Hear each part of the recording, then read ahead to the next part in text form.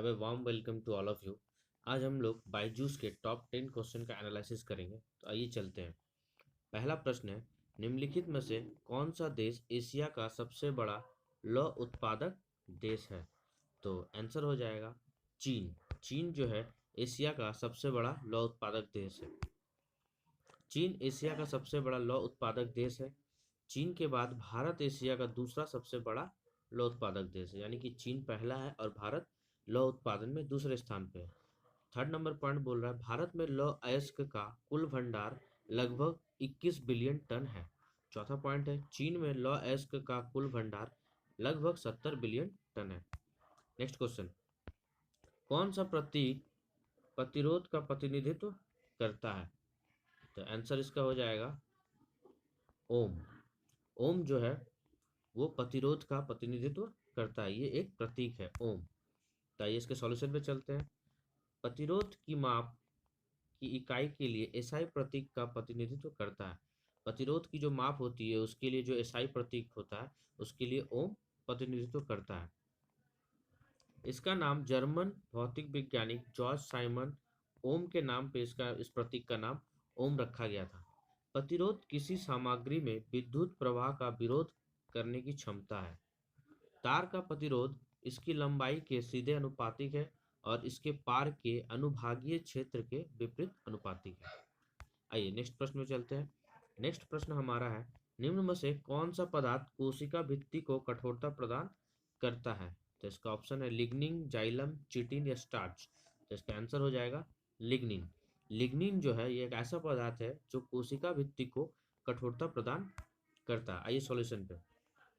Lignin कोशिका भित्ति को कठोरता देता है। लिग्निन जटिल कार्बनिक पॉलीमर का एक वर्ग है जो सोहनीय पौधे और कुछ शैवाल के समर्थन ऊतक में प्रमुख संरचनात्मक सामग्री बनाता है।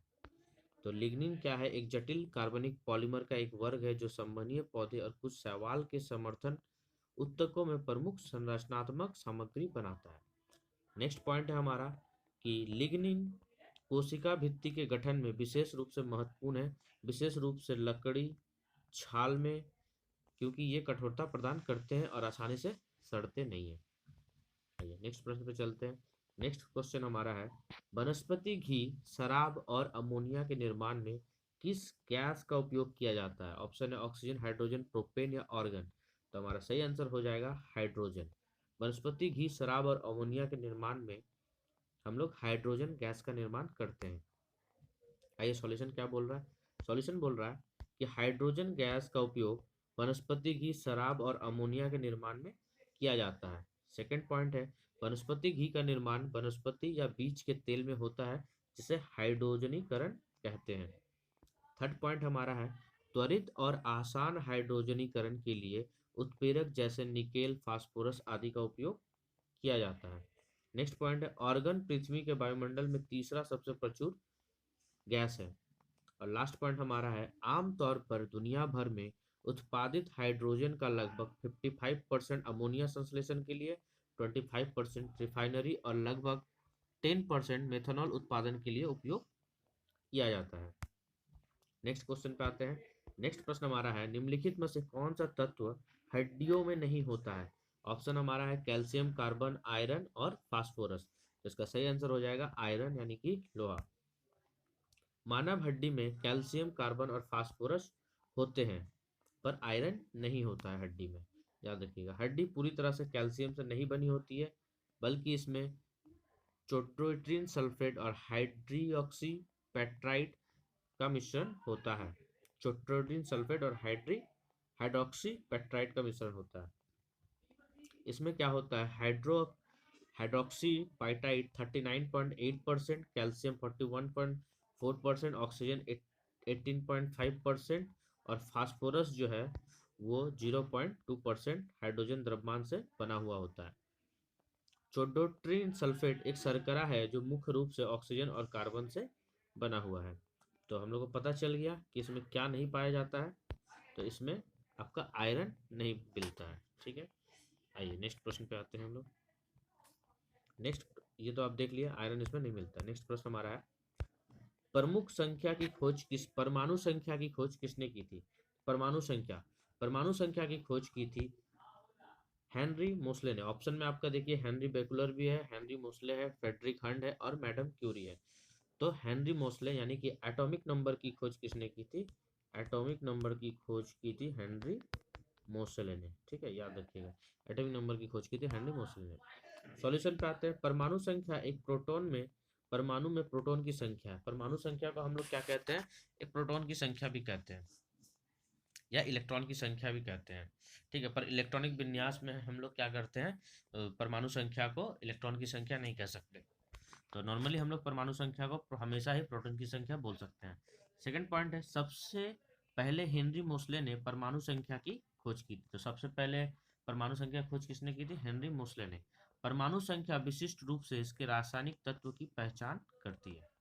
ठीक है, आइए नेक्स्ट क्वेश्चन पे आते हैं। नेक्स्ट हमारा जो प्रश्न है वो है, बोरेक्स किस तत्व का अयस्क है? ऑप्शन में है कैल्शियम, सोडियम, एल्युमिनियम और आयरन। तो इसका सही आंसर हो जाएगा सोडियम, यानी कि Na। ठीक है, तो बोरेक्स जो है वो सोडियम का अयस्क है। सॉल्यूशन पे चलते हैं। बोरेक्स सोडियम का एक अयस्क है। बोरेक्स को पहली बार तिब्बत क्षेत्र में खोजा गया था। कहाँ खोजा गया था? तिब्बत क्षेत्र में। स्वाभाविक रूप से होने वाले बोरेक्स को पुनः क्रिस्टलीकरण की प्रक्रिया द्वारा परिष्कृत किया जाता है। बोरेक्स को सोडियम टेट्राबोरेट भी कहा जाता है। इसे आसानी से बोरिक एसिड और अन्य बोरेट्रस में परिवर्तित किया जा सकता है। तो ठीक है, तो हमारा मेन क्वेश्चन था कि बोरेक्स किसका अयस्क है? बोरेक्स का अयस्क होता है सोडियम।